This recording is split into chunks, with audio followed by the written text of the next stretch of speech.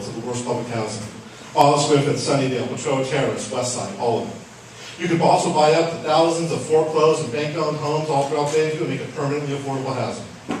Second, put people to work right now in redevelopment projects up and down 3rd Street and cleaning up pollution in Bayview. Into smaller projects. What about the shipyard? Have the Navy clean it up and then build the parks. Just the parks. Because then you've got 400 acres of waterfront property, clean waterfront property surrounded by a thriving, diverse neighborhood. That's when private developers are going to come in and they'll pay for the rest of the infrastructure themselves. Now I'm an amateur, but that seems how redevelopment should really work. And when this project comes back to the board, and you know it will because the promises they made aren't going to be kept, that's what we're doing.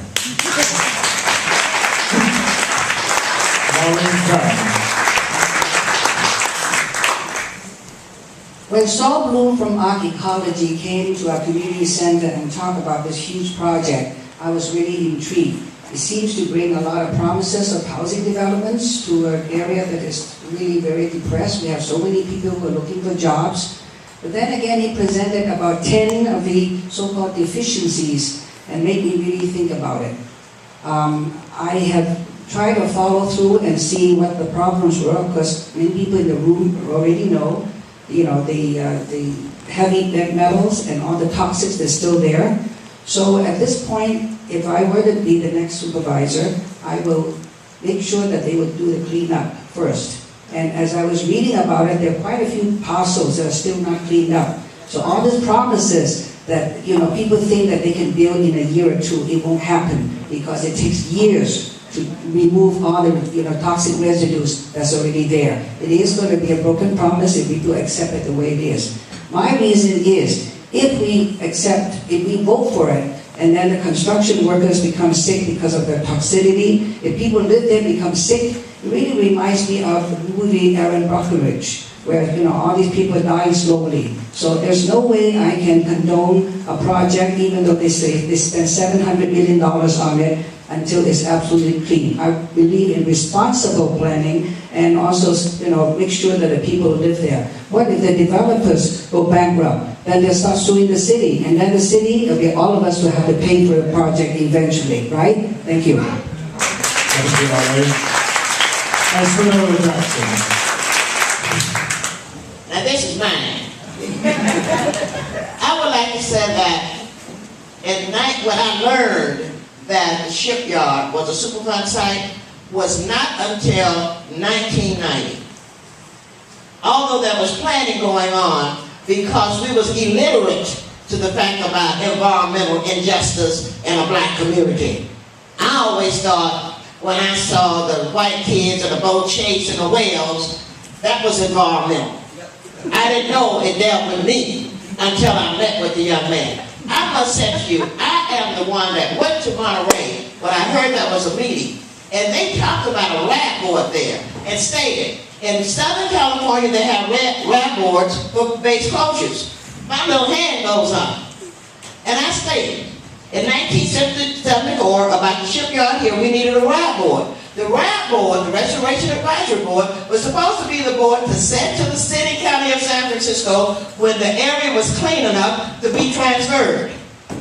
I want to also let you know is that it was not the community that supported Lennar coming into our area. It was the redevelopment agency. For 3 votes, it was tied. But there was only 6 members. Willie Brown was mayor. He brought in Lynette Sweet to be the swaying vote to bring Lennar into Bayview Hunters Point. Yes, I'm still upset about that. Yes, ma'am. I'm looking at this. Now, in 2001, I requested the city to ask Diane Feinstein, the other 2 there, to set aside. If you would vote to send $10 billion a month to fight a war overseas and people to die, why not set aside a one-time $10 billion to clean up the shipyard? Because that's what it's going to take. Thank you. Thank you, and finally, we'll go to the witness on the development. Would you pass the microphone now? Thanks.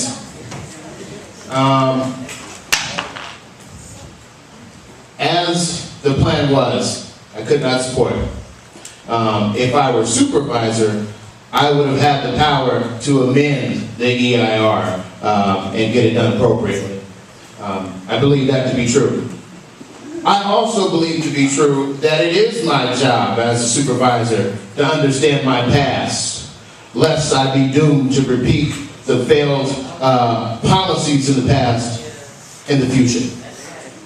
In 1974, when Espanola was talking about, before my day, in history, when people were looking back, and I agree that folks didn't believe that it was important for black or poor communities to have state parkland. A group of local constituents got together and said it's important for our kids to have this experience, the same experience that other kids have in the other part of the city. And they got $5 million pooled together to rehab the Yosemite Slough from private industry, not from public funds, from private industry. That fight went on for a while. And finally, that money was dedicated to the Yosemite Slough, and they're still trying to rehab that today. Now, the plan threatens that parkland with the bridge. That same parkland that people fought so hard for. That's one of the reasons I could not support it. All right? Secondly, is I don't think it does enough for jobs. As I mentioned before, the good faith effort just doesn't get it for me. I cannot in good conscience leave the jobs and economic development of a people who have been overlooked for far too long on a good faith effort. I think we have to have absolute securities to make sure our people get the benefit they need out of this development. Thank you. Thank you, Mayor. We're nearing the end of this forum. We're going to